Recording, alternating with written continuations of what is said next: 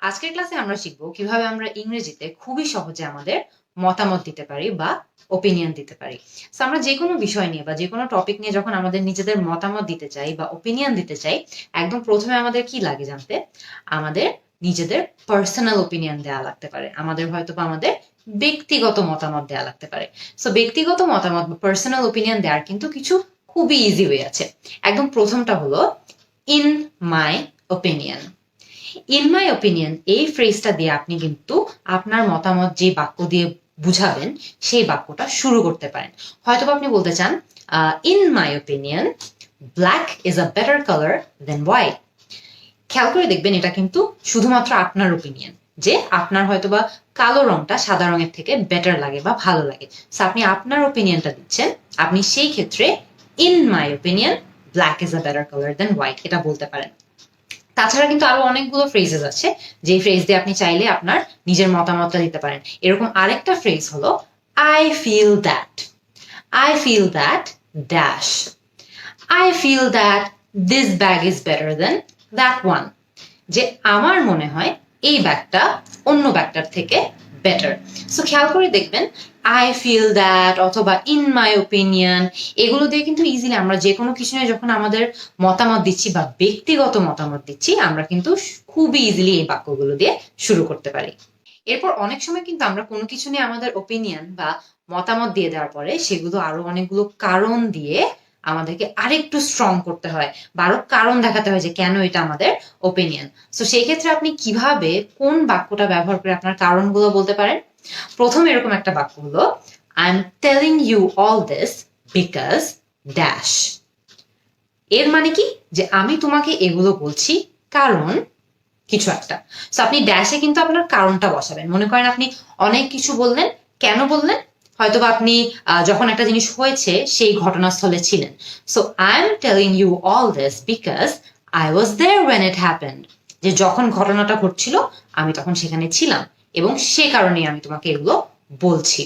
So I am telling you all this because dash.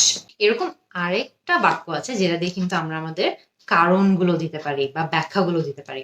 বাক্যটা কি? I base my arguments on dash. মানে আমি আমার যুক্তিটা কিসের উপর ভিত্তি করে বলছি সেটা আমি তোমাকে এখন বলবো। সো আপনি ড্যাশে কিন্তু আপনার সেই লজিকটা বলতে পারবেন বা আপনার সেই কারণটা বলতে পারবেন। হয়তোবা আমি কিছু একটা বলছি কারণ আমি সেটা নিজের চোখে দেখেছি। কিভাবে বলতে পারি? I base my arguments on the fact that I saw it with my own আইস। যে আমি নিজের চোখে দেখেছি এবং এই কারণে এর উপর ভিত্তি করে আমি তোমাকে এত কিছু কথা বলেছি বা এতগুলো কথা বলেছি। সো খেয়াল করে দেখবেন I am telling you all this because dash, এখানেও আপনি কিন্তু আপনার কারণগুলো বসাবেন, বা I base my arguments on dash, এখানেও কিন্তু আপনি আপনার কারণগুলো বসাবেন। এবার মনে করেন যে কেউ একজন কিছু একটা বললো এবং আপনি তাকে বলতে চান যে আপনি তার সঙ্গে পুরাপুরি একমত। কিভাবে বলতে পারেন? You took the words right out of my mouth. এর মানে কি? যে আরে তুই তো আমার মুখের কথাটা বলে ফেললি। সো কি বলতে পারি? You took the words right out of my mouth.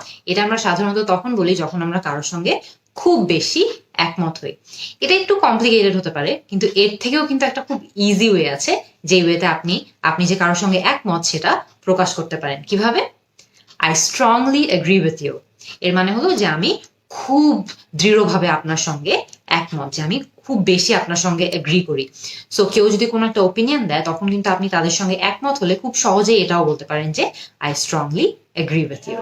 এই যে যেভাবে আপনি এতক্ষণ বললেন যে আপনি একজনের সঙ্গে একমত, আপনি কিন্তু অনেক সময় কারোর সঙ্গে দ্বিমতও প্রকাশ করতে পারেন, বা কারোর সঙ্গে যদি আপনি এগ্রি না করেন, কারোর সঙ্গে যদি আপনার মতামত না মিলে, সেই ক্ষেত্রেও কিন্তু আপনি সেটা বলতে পারেন। কিভাবে বলতে পারেন?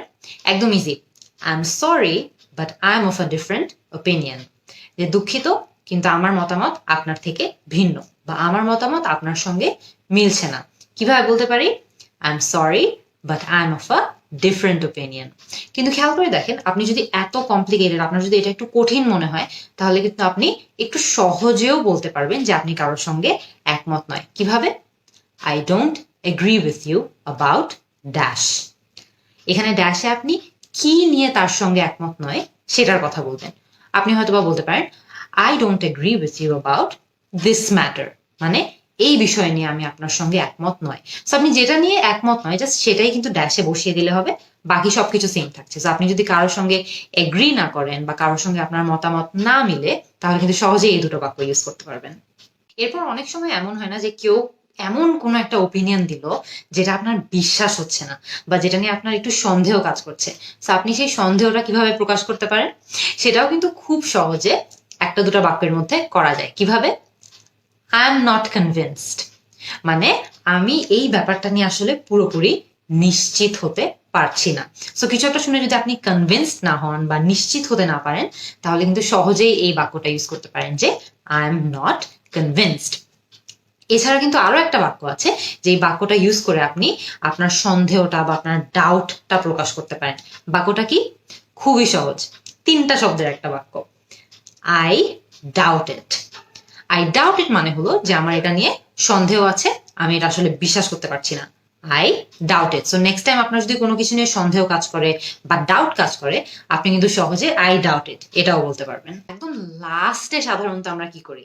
লাস্টে সাধারণত আমরা আমাদের পুরো বিষয়টা বা পুরো আর্গুমেন্টটা একটু সংক্ষেপে বলার চেষ্টা করি, তাই না? So আমরা সংক্ষেপে কিভাবে বলতে পারি? খুব ইজি একটা দুটো ওয়ার্ড দিয়ে বা বাক্য দিয়ে কিন্তু আমরা সেই এই ফাইনালিটিটা দেখাতে পারি বা আমরা যে একদম শেষে চলে এসেছি সেটা বোঝাতে পারি। কিভাবে? Finally dash. Finally I want to say that কিছু একটা। সো মনে করেন যে আপনি অনেকক্ষণ কিছু একটা নিয়ে আপনার মতামত দিলেন, আপনার ওপিনিয়ন দিলেন এবং শেষে এসে হয়তো বা পুরো জিনিসটাকে আরেকবার সামারাইজ করতে যাচ্ছেন বা পুরো জিনিসটাকে সংক্ষেপে আরেকবার বলতে চাচ্ছেন। কিভাবে বলতে পারেন? Finally I want to say কিছু একটা। সো ওই যেটা বলতে চাচ্ছেন সেটা সেখানে বসিয়ে দিবেন। তাছাড়া কিন্তু আরেকটা খুব ইজি ওয়ে আছে যেটা দিয়ে আপনি আপনার পুরো আর্গুমেন্টটা বা আপনার কথাবার্তাটা সাম আপ করতে পারেন। কিভাবে? বা সংক্ষেপে বলতে পারেন। কিভাবে? Summing up dash. Summing up কথাটার অর্থ হলো যে সংক্ষেপে যদি আমি বলতে যাই তাহলে কিছু একটা। সো সামিং আপ ড্যাশ, হয়তো আপনি বলতে পারেন summing up I want to say that my opinion doesn't match yours। যে সংক্ষেপে বলতে গেলে আমি ভাই তোমার সাথে একমত না। বা finally I want to say dash. Finally I want to say that my opinion doesn't match yours। যে আমার ওপিনিয়ন তোমার সাথে মিলছে না। সো খেয়াল করে দেখবেন যে ফাইনালি, সামিং আপ এগুলো আমরা সাধারণত শেষের দিকে ইউজ করি, যে অনেকক্ষণ আমাদের হয়তো বা কিছু একটা নিয়ে ডিসকাশন হয়েছে, কথাবার্তা হয়েছে, কিন্তু আমরা এখন শেষ পর্যায়ে এসে গেছি, আমরা এখন সবকিছু একটু সাম আপ করতে চাই বা সংক্ষেপে বলতে চাই, তখন কিন্তু ইজিলি আমরা ফাইনালি ইউজ করতে পারি বা সামিং আপ ইউজ করতে পারি। এরকম আরো অনেকগুলো আছে, যে টু সাম আপ বা ইন কনক্লুশন, এরকম অনেকগুলো কিন্তু শব্দ আছে যেগুলো দিয়ে আপনি আপনার সেই আপনি যে শেষের দিকে এসে গেছেন সেটা বোঝাতে পারবেন, বা কিছু যদি সংক্ষেপে বলতে চান সেটা বোঝাতে পারবেন। তো এই কিন্তু আমাদের এই খুব সহজ একটা ক্লাসের মাধ্যমে আমরা আজকে শিখে ফেললাম যে কিভাবে আমরা সহজে যে কোনো কিছু নিয়ে ইংরেজিতে আমাদের মতামত দিতে পারি। সো আমি এখন আপনাদের কাছে একটা চ্যালেঞ্জ দিচ্ছি। Football is better then cricket. এই বাক্যটা নিয়ে আপনাদের মতামত, বা এই জিনিসটা আমি যে বললাম যে ফুটবল ক্রিকেটের থেকে বেটার, এটা নিয়ে আপনাদের মতামত কি, এটা আমাকে আপনারা কমেন্ট সেকশনে জানান। কিন্তু আপনাদের কিন্তু আমি এতক্ষণ যেই বাক্যগুলো আপনাদেরকে শিখিয়েছি সেগুলো ইউজ করতে হবে। আমি কিন্তু আপনাদের অ্যান্সারের অপেক্ষায় থাকবো। See you in the next class.